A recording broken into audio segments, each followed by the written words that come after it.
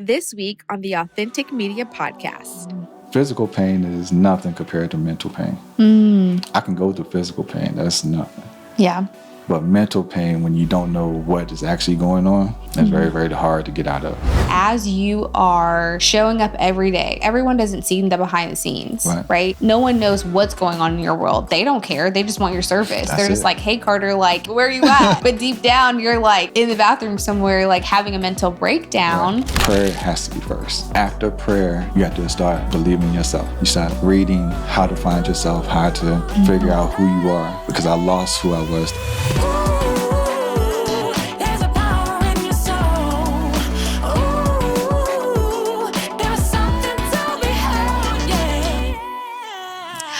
Okay, welcome to the show, Carter Gaskins. First of all, this is like a really exciting time because people have seen you behind the scenes. They know you as my photographer, which I always say, like, this is my photographer, which I don't say that because like I own you. I'm just like, there's something about you that's like, this is mine. You know, the things that we've created is really special. And so, but all laughs aside, welcome to the show, Carter. Thank you. How are you feeling? Are you nervous? Always. I don't be in front of the camera. I'm always like behind the cameras and, you know, taking photos everywhere. So this is new. This is new. I'm excited. The new me. This is the new you, which has, okay, I was thinking about this the other day. I'm like, how long have we been friends? Like, about 3 years? I was going to say, I think 3 years, right? About 3 years. And so I will say, like, since we have been friends, I've watched you evolve, and it's beautiful. Yeah, it's been a lot. I looked at a lot of my photos from 3 years ago. Like, did I take that? Like, isn't it funny when you like look back at like how you used to work, and then you're like, oh, thank God for the growth. Right. I go back and edit some photos from 3 years ago. Like, how did I send that out? Yeah, like, it's terrible. It's not terrible. To my standards. Yeah. Well, okay, so you're here today because we're going to have you like set the foundation of like who you are, what you do. But the main thing is that you recently launched a podcast called Strong Mental Mindset, which I love because I'm like, there's a lot of people who are, I would say, like going through some mental health challenges. Right. And not many people are talking about them. And so I think when, again, knowing your backstory and knowing that you put this out is really like, wow, I'm so proud that you were confident to walk in this space to say, like, we need to have this conversation. Right. Well, this took me about 10 years to have this conversation. Wow. I ended up just facing my fears and put it all out. I'm always trying to hold this mask of who I am. Like, when I walk out in public, it's Gaskings Photography, Carter Gaskins. Get in the house, it's pain, hurt, grief, those type of things like that. So trying to figure out a way to help others now, since I've been through it, like, I don't know, I feel like a passion of mine. Yeah. Okay, let's go back to the beginning. So first of all, what got you into photography? Oh, that's a deep story. So let you know ahead of time, I'm an emotional person. It's okay. So look, this is authentic media here. Tears and all that might come out. You might get the true me right now. Yeah. I got into photography because in 2011, I lost my son at birth. I didn't have any photos of him. So when I had my next child in 2014, Cadence, who's my oldest, I just started taking a whole lot of photos of her. And I started loving the photos. And I was like, hey, if I'm collecting all these photos of her, I can now collect photos of other people. And that's how I got into photography. Wow. So, yeah, it's a lot. And how young was your son when he did pass? I lived for 1 hour. So right at birth. So, wow. Yeah, it was a lot. And so you kind of like put your passion towards photography in a way to where you're like, you want to capture every moment. Right. I use that pain and the anxiety and the grief and stuff that I use and started figuring out a way to find other people beautiful through the art of my photography. So if I get on the photo and they like, I didn't even know I look like that. Wow. So I started bringing that out of people. And I always tell you, I'm like, you have a gift. Like, there's something about when you are in the studio behind the camera and you're like helping people position themselves to see themselves as like the light that they are. Right. You know, and I always tell you, like, don't take your work for granted because everyone knows, like, I'm really, like, perfectionist when it comes to, like, you already know this. When it comes You're not telling me anything new. when it comes to, like, just how I want to represent myself, Right. you know? And I think I always tell you, I'm like, you have a way to bring that out, and it's, like, it's clean, it's polished, it's professional. Do you, like, see that about your work now? Not at all. Why? Let's talk about that. I'm my biggest critic. It's never good enough. Oh, my God. I'm always learning. I'm always on YouTube University. Oh, my God. Trying to figure out better ways to edit, more efficient ways to shoot, better way to pick up lighting. Mm-hmm. Like, it's never good enough. So I'm always figuring I can do better. If I see something that you may look at and like, this is like the best photo ever. Yeah. I'm looking at it like, I could have done this better. Or she could have moved this way a little bit more. Those type of things like that. So I don't give myself credit enough. Where do you think that comes from? Childhood. A lot of times, like, I never give myself credit. My mother and my father are great human beings, but they didn't really give me the time to say, hey, you did a good job at this or a good job at that. Wow. So I had to try to figure out my own way to give myself credit, and I never figured it out. So I resonate with that a lot. And it's interesting how, like, your parents' affirmations, like, they mean so much. Right. Because then, like, you carry it with you in, like, your adulthood. Right. So now I end up giving my kids over appreciation. Like, hey, you did this right. Good job. Or you could have done better than this, Yeah. but you did this good. Or those type of things like that. So always giving them high fives. Every morning we give affirmation before they go to school. Yeah. It's like overly everything, which they spoil too. So, so there's something I else. spoil them. I get mad because they spoil. Yeah. So, Wow. yeah. So it's a lot. Well, I love about your photography too. It's so versatile. Like, you're not like in this one singular lane. You do like modeling, photography, branding, professionalism, corporate. And so I guess, like, what made you kind of like create this business where you're like, I don't want to stay in one lane. I want to like serve the needs of like everyone. My favorite is sports. I have done a lot of KU sports. I'm going to be a Chiefs photographer. I'm going to make sure that happens. I love it. Sports is my favorite. But I got to do like headshots, maternity, and I do everything except kids. Like, I dislike infants. He's like, that is true. There's not many, like, there's like women. Let me rephrase wait, yeah, that. I was like, I don't dislike infants. I dislike infant photography. He's like, let me clean it up really quick. Right. But I would say I noticed that, like, you do maternity photos, Right. but then, like, maybe after that, there's not really much, like, Right. I tell women and babies. And right. I tell the new mothers, I'm like, after they turn 1 year old, like, I would take the they have photos. to be a certain But, yeah, age. it's just, I don't feel as though I'm delicate enough. If you look at, have you ever looked at photography for infants? They had to bend their arms and twist them and turn them and pin them in. It looked like it's painful. So I don't He's like, I don't want to be a part of it. That's no, fine. I don't. And plus, Wow. it's that liability as well. Like, if you hurt an infant, like, Yeah, I don't want no parts of it. I understand. But I ended up going into all these different fields because there's so much out there. Yeah. I didn't want to be stuck in one little area. So I wanted to learn it all and pick which one I like the best I love it. and go from there. So let's get into this podcast. Strong mental mindset. What does it mean, and why did you start it? Just started it. So follow me.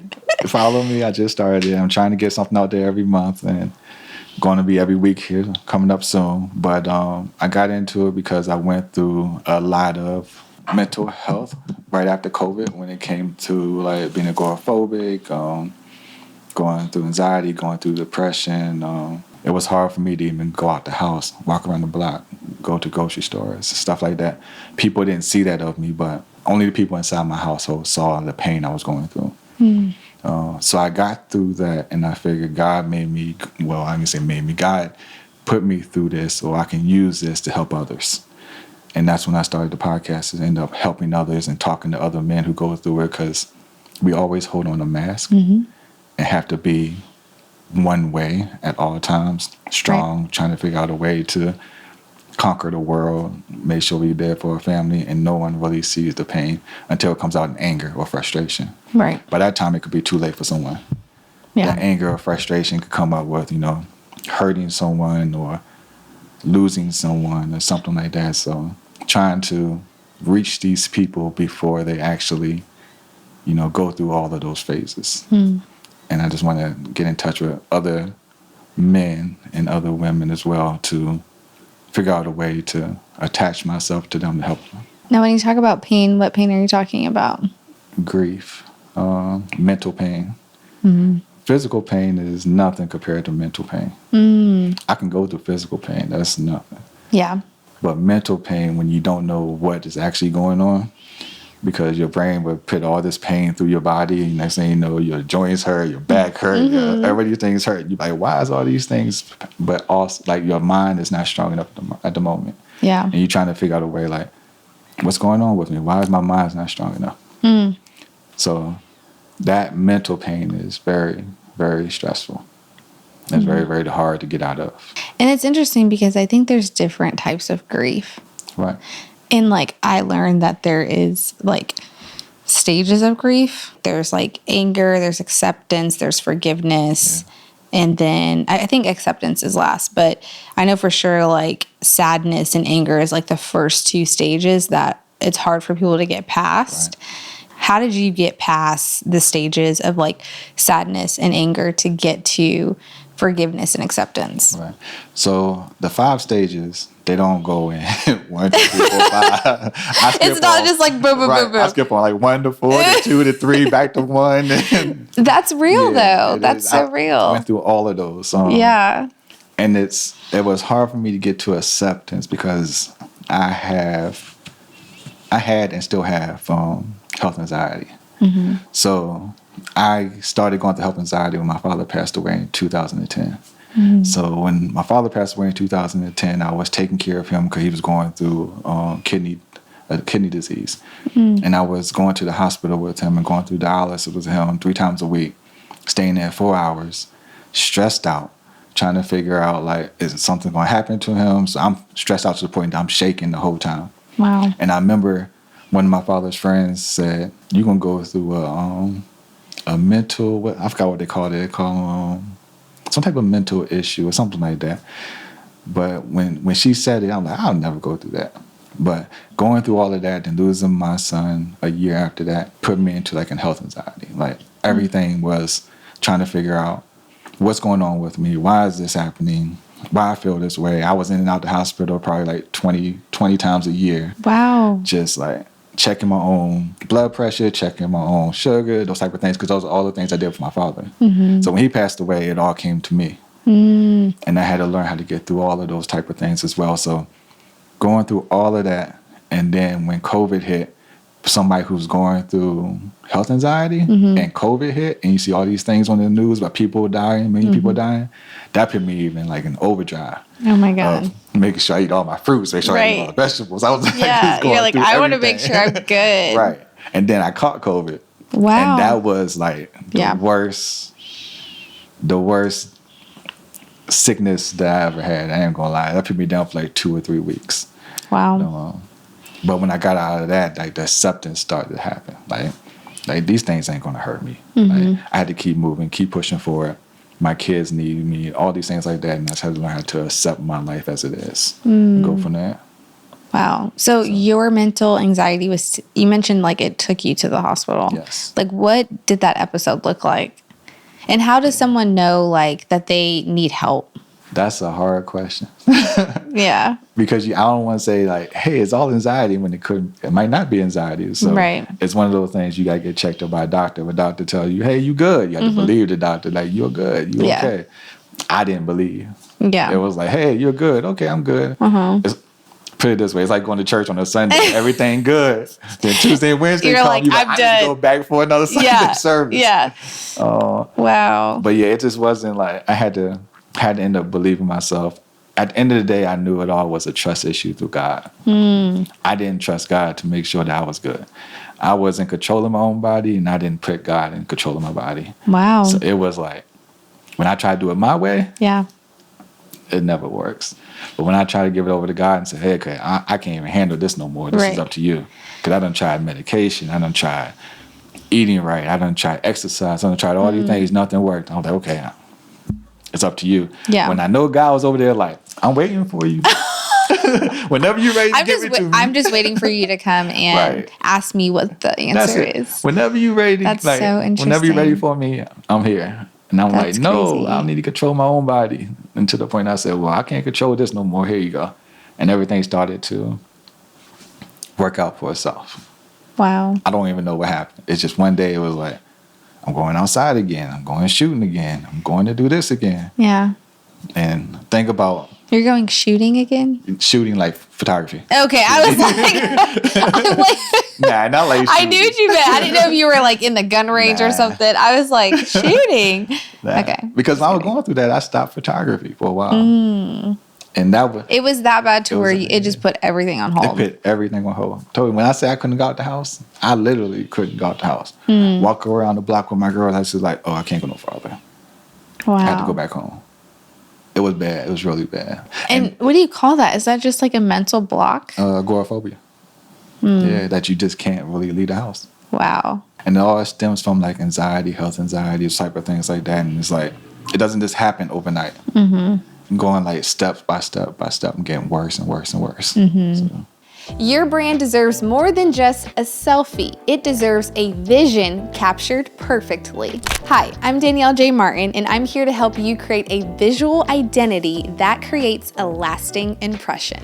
So whether you're launching a business or you're enhancing your presence or you're rebranding, your photos are your first impression. So our brand photo shoots aren't just for you to take pretty pictures, but they're for you to tell your story, build trust, and connect with your audience in a whole different way. So if you're ready to elevate your brand that creates a lasting impression, go ahead and click that link down below.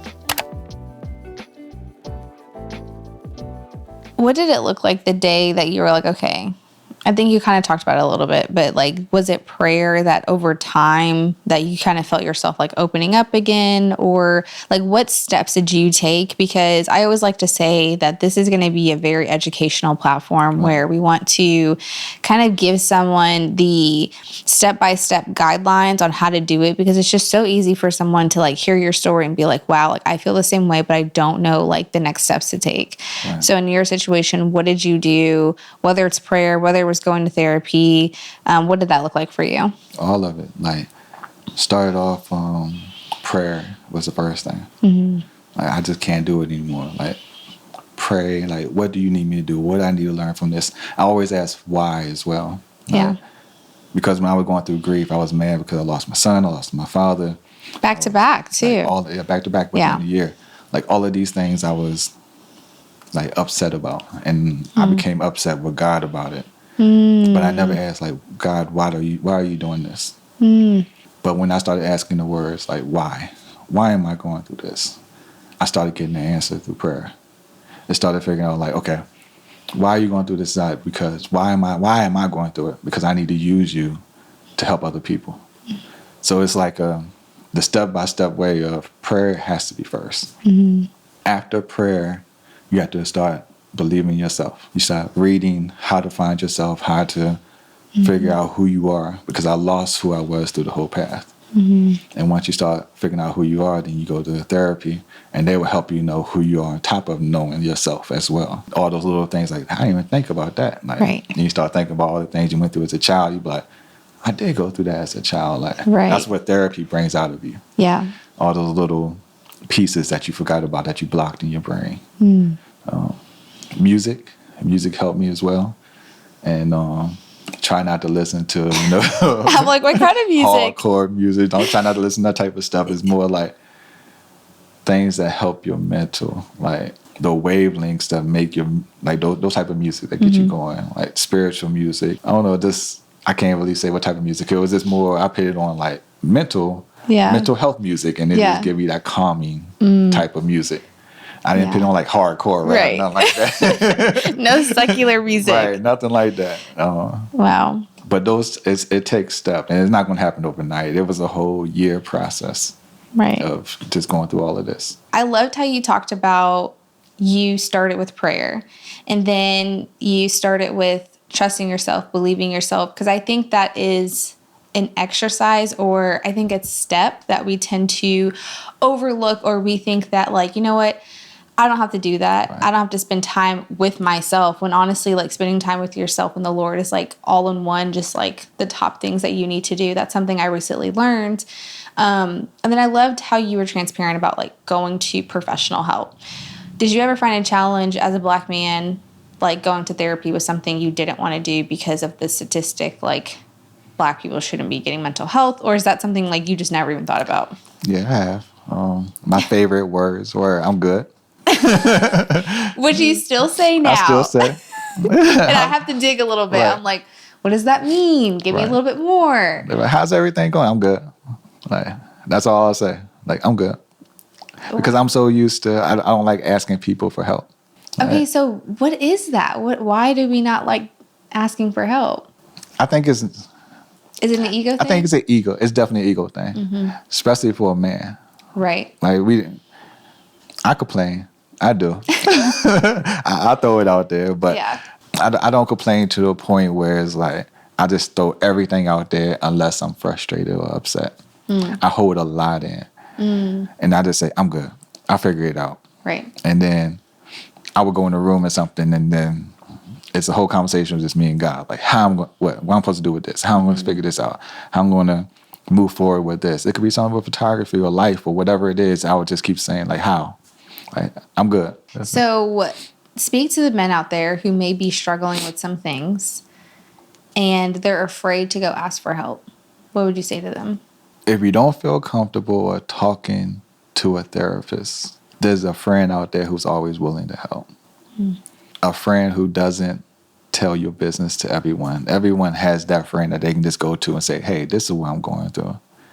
And if you don't have that friend, then you got no other choice either. First, talk to God. I would say that.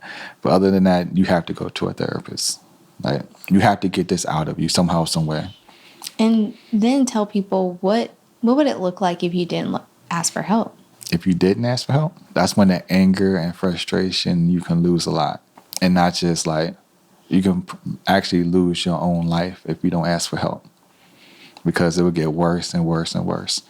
And then the anger, the frustration will make you lose people. Losing people make you hold things in more and get frustrated. Getting frustrated can put you through a depression, and depression can go who knows where. You got to figure out a way to get the help that you deserve at the very beginning. What about the people that feel like it's hard to go to friends or family? I mean, some people really find it difficult to share what is mentally going on. Right. In their brain because no one understands, which we know is a lie. But like, there are people out there who feel that I cannot do this like on my own. I feel like I can't figure out what's going on and no one around me can help. That's where the strong mental mindset comes in, because there's a podcast out there as well, other podcasts out there as well that you can listen to that offer support. That you're not in this alone. I was raised on you don't show emotion, just to be older and show emotion. But it took me a long time to get where I'm at. Yeah. Like, my emotion was anger. That was my emotion all the way around. Right. And that's what we were talking about a few minutes ago, where I would say, I'm good. I'm good. Yeah. I'm good, until boom. Now all of this comes out in the 20 or 30 minutes. I can destroy everything. Right. And you just trying to figure out, like, did I really mean that? Or was it just anger? I would say about 75% I meant. Not 75%. Yeah, but the other 25%, like, I shouldn't have said that. Dang. Yeah, I shouldn't have said that. You must be doing a lot of apologizing. I do. I do. You said 75%. I definitely meant it for sure. Yeah, I meant it. But I mean, I think it's important that this is communicated and talked about, because like I said, I think that it's easy to really like walk this thing out in life and feel as if like, you know, I got it taken care of, I'm good, until you get to that isolation place, and that is being in your room all alone at night, or anytime really, but mainly I think it hits a lot of people when they're just alone, isolated, away from the world, away from the friends, which is interesting because the Bible says like you should not, man should never even like walk this earth alone, which is why like God created a woman, and so which is why we need to be like in friendships and community. And so even talk about the importance or significance around why having a community or why having strong mental mindset is important for men like yourself to have a community to go to. Yeah, it definitely need to be a community of men that can help other men. It has to be. If it's nothing in your area, it has to be something that someone has to put together. Even you, somebody has to put that together. Because it has to be a community of men to help other men, to get us out of what we're dealing with now with the youth. Because what's going on with the youth? Because this generation is interesting. It's different. Yeah. It's different. When I grew up, it was a lot of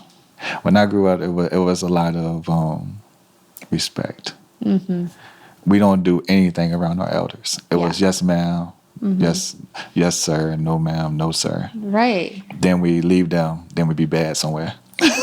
Seriously. This generation now, they do things in front of the elders and everything else, and it's just, it's terrible. There needs to be a lot of guidance with this youth. Right, and I don't know if it was a lack of parenting or the kids just don't care. Because we grew up, we had Big Mama, and we don't 100%. Mess around with that. Yeah. When she says something or she's mad, we just automatically start crying. Like, all right, let me go in the closet somewhere. I'm okay. Right. Yes. I'm not trying to get beaten with those hangers and switches and everything else. So we had a lot of respect. Now, these days, like the generation I'm in, we need to make sure the youth are well taken care of. Yeah. And it's going to take a lot of work. We have to be the change, because when we die out and they take control, I don't know what that generation underneath of that is going to be. Yeah. And that's 100%. Where I'm afraid of with my kids. So let's get into, so we know that you are a business owner, Gaskins Collection, Gaskins Photography Collection. And now you have a podcast, which is awesome. Talk about speaking to the business owners and entrepreneurs out there who may be trying to figure out how to navigate mental health challenges while showing up, doing their business and their daily work. Right. What are the challenges that you're seeing? Business itself is a challenge. That part. It is a challenge for sure. You're going to have good days, you're going to have bad days. But it takes a strong mental mindset to run a business. And you're going to fail, you're going to have success. You're going to have times that people don't call. You can have times you get overwhelmed with calls, but you need to know like what steps to take and how to guide yourself through it. And that's the hardest part, because the days that no one called, I'm stressing like, what's going on? Why I need to do better? What am I doing wrong? Like the times that you get like 10 calls a day, how am I gonna get this done in the a matter of 2 weeks? Yeah. So it's always something that you got to make sure you have the mindset to take care of. Was there ever a time like in your business where you were so overwhelmed with like the amount of clients you had? Or maybe there was a time where I think right now there's even like this issue with sometimes we get this high energy in our business, right? It's like the momentum of like, oh, I'm getting all this clientele, people are coming in, like this is great. And then it kind of falls off. It kind of flatlines. And so I think that season of emptiness, or there's no one calling in, there's no clients coming in, how do you maintain your mental health through that process? It's hard to maintain it because you always want clients to come in and call all the time. But I've learned those days off, I can spend time with my kids. Yeah. And I had to make sure, like, instead of stressing about why come people ain't calling, it's like God telling me, hey, here's your break. Right. Your kids need you. So then I started spending more time with them, going out more with them, but it's just a flow. It's just a flow. I'm terrible at marketing. Terrible at marketing. We're working on it with you. We're Right. going to get you there. It's all word of mouth for me. Yeah. I will take a photo of someone and say, hey, so-and-so told me you took that photo. Can you take mine? Sure. Right. I'm not the type of person who just send 100 emails a day. I started off that way, though. But when stuff started coming in, I'm like, oh, it's cool. It's fine. It's coming in. Then you hit that big drop. You like, maybe I need to start that again. Yeah. And go from there. But with photography, though, it's hard to start over. Because when I went through what I went through, like I lost all my clients because I had to start referring them to somebody else because I couldn't do it, physically couldn't do it. So then when I was ready to go, I was like, okay, I'm back. They're like, oh, I done found somebody else now. Wow. So now I had to regain their trust and regain other people's trust and say, hey, I hate to say it this way, but I can do it better than them. Like it's a competition, basically. Right.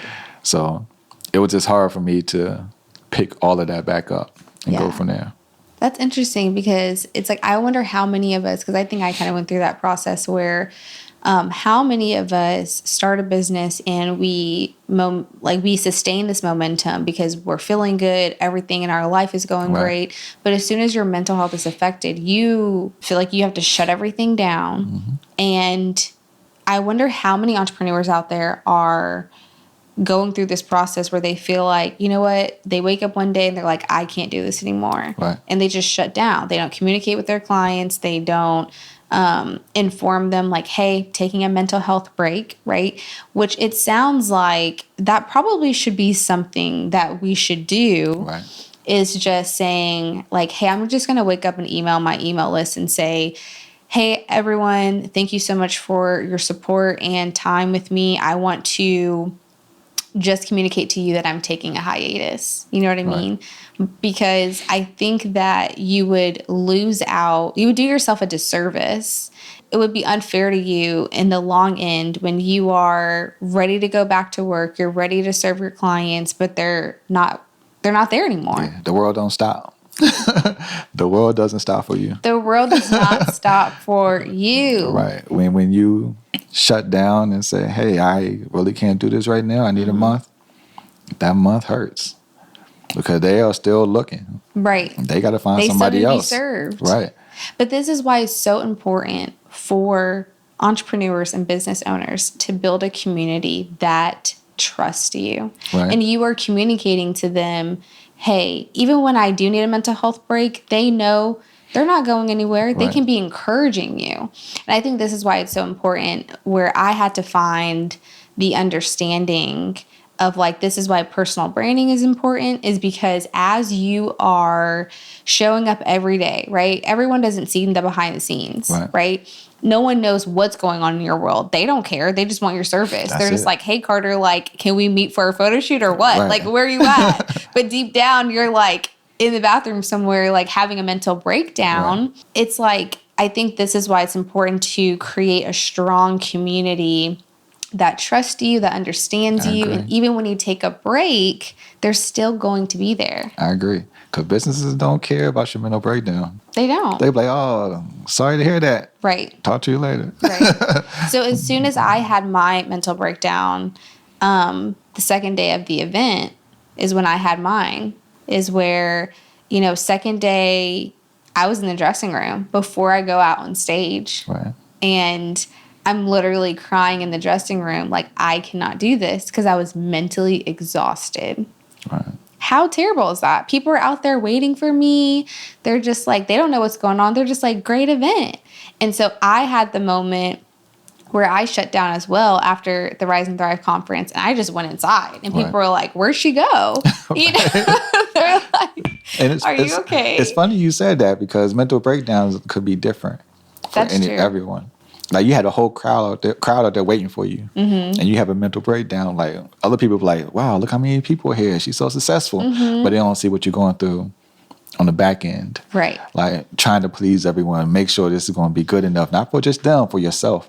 Like all of these different things is stressful. Right. Yeah. And then when you get out there, you be like, "I did it." Yeah. And then you go through the mental breakdown. Could I have done it better? Yes. Were they satisfied? that getting negative reviews, you see all these positive things out there, but it might not be good enough. Yeah. And you try to figure it out. It's so crazy. And I think that after that, that was the reason why I had to take a break, because I said, I cannot show up in these spaces like this anymore. Right. To where I'm doing myself a disservice by not being my best self and not giving them my best self, because in the end, I was giving them a version of me that they wanted me to be. Wow. I understand that. I understand that. For sure. That part, you know? That's what we do. Like, we give them the version that they want us to be. Yeah. Then you go home, then you're exhausted because that's not the version of you. So you had to make sure you put all of this makeup on to make sure that you please everyone. When you go to these big meetings and everything, like, hey, this is who I am, this is who it is, and blah, blah, blah. Then you go home like, hope I pleased them, but it wasn't really you. Right. And then you're exhausted. Right. And then they see you out in the public like, that's a whole different person that I saw in that meeting. Like, are you okay? What's going on? You're like, Right. I'm great. It's just Tuesday. I just haven't woken up yet. Yeah. And yes, how many of us do that? Yeah. Where we're just like, I just need a minute to like collect myself. Right. And so I think that it was the biggest wake up call I could ever have. And I think for me, it was, this is why I want to create a platform that's so authentic and real, Right. to where even if I say, hey guys, I need a month away, I love you. Just know I'm working hard. I'm resting and I'm thinking of you. But during this time, I'm not taking any service. Right. And to hopefully have the audience and community that trust you so much to say, okay, we will be here when you return. Right. And if you don't have that type of community, they're not your real community I understand. at all. Right. And so Understand. I think that for me, as I'm coaching and teaching people how to create an authentic personal brand, it's so you can show up fully as yourself, for yourself, but you don't lose yourself. Completely understand. I like that. Because that happened to me. I was taking photos for a company as a freelancer, and they didn't want me to work for the other company that was a competitor. And I was a freelancer. So they let me go because I wasn't working for, I was working for both companies at the time as a freelancer. And I was so upset with myself, like, why? Like, why you let me go and this and that? That was the mask I put on.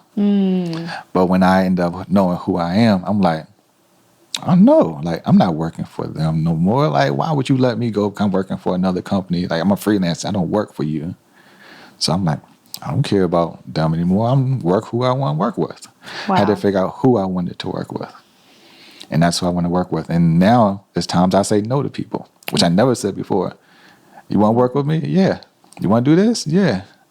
Now I'm like, I don't think you're the right fit. Yeah, that part. I don't. Nah, I would recommend you to someone else because That part. I feel as though you're not the person who I want to work with. 100%. And it was big for me when studio photos as well. Like, I will research all your Facebook, all your Instagram. You were not researching people. I will research.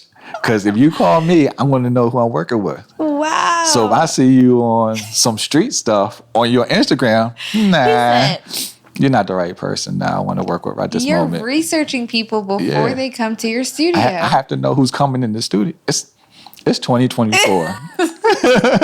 I have to know who I'm working with. Like, that's true. Yeah, you come in there, you be like, wow. They don't board like 16 people with them or something. Like, nah, it's not going to work. That's smart though. Yeah, you have to. Especially if you meeting people in a closed environment with just me and this person. Yeah, I got to know who I'm working with. That makes sense. And that's protecting me and my family. That's good. Because if something happened to me, my family is, Yeah. So I have to make sure my kids are good. Okay, so before we tell people our newest project that we're working on, what are some, like, just 3 takeaways that you want to share when it comes to the Strong Mental Mindset podcast and anything relating to mental health? If you, just 3 things that you hope that people take away. 3 takeaways. Put me on the spot. I did. I asked you, were you ready to be in the hot seat? Put me on the spot. 3 takeaways. 1, you don't have to go through this yourself. As we talked about, there are people out there who's willing to help. They might not be friends now, but they will be friends later. who will help you go through it. What should have been number one is trust God. Yeah. Pray, get spiritually strong. And being spiritually strong will make you emotionally and physically strong. And 3, just have fun, be yourself. If they like you, they like you. They don't, they don't. As simple as that. That's good. It wasn't that hard. Yeah, think about it a little bit. You put me on the spot. I'm like, this is authentic media. You're right. You're right. Okay, so before we close out, I thought it would be a great opportunity to share what we're cooking up. Right. And so I'm super excited to share that we are going to be offering some branding photo shoots to our clientele.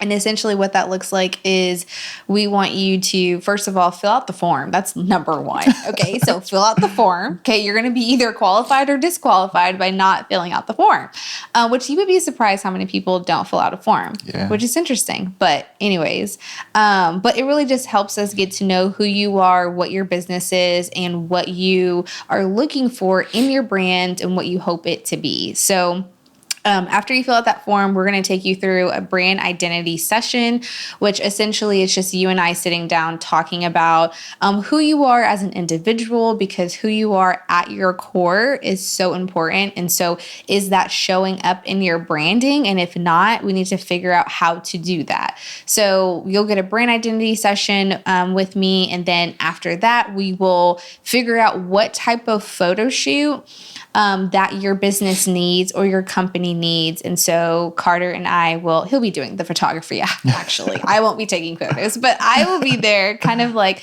just helping make sure that your hair looks good, your makeup looks good, and just pretty much like everything, the visual is like coming to light when it comes to the photos that you want. So, we're excited to be offering this branding photo shoot package.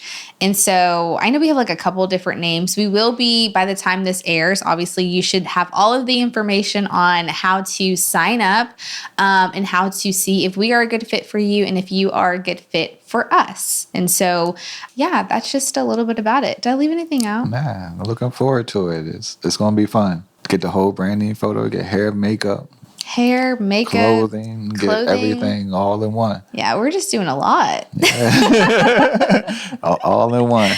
All in one. Exactly. We're all in one service. Right. So we're super excited for it because we just see that there is a gap in this community when it comes to professional photos, when it comes to professionalism, showing up on your website, on social media. It can be anything branding wise. If you do not have an updated headshot by now, honey, please come talk to us. Okay. Like you need to have an updated headshot.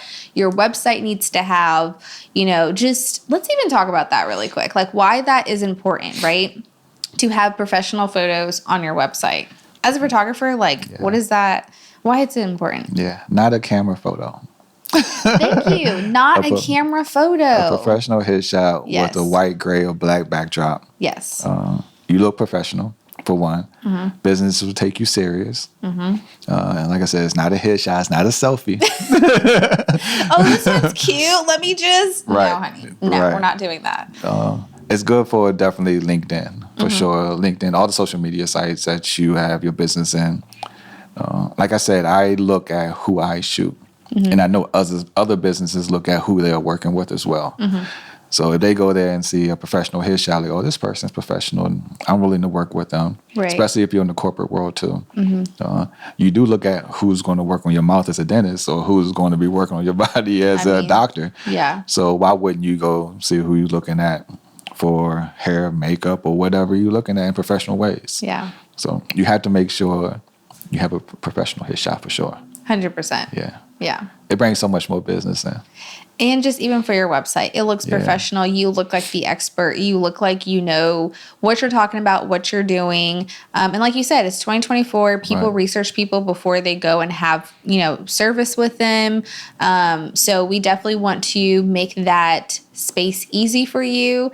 And it comes with a brand identity session. So just throwing that out there that you're not going to just walk onto the set and, start taking photos because we thought it was very important for us to talk with you, figure out who you are, and making sure that your photos are coming to life in the way that you want to be represented. So remember, your brand is your reputation. So how do you want to show up in the world? Okay. In the meantime, Carter, that's it. It's always good. It's always good. There it is. It's all good. It's all good. All right. Thanks for tuning in, guys. Thank you. Thanks for watching the Authentic Media Podcast YouTube. At Authentic Media Company, our mission is to help you develop an authentic brand so you can make the impact that you are called to make.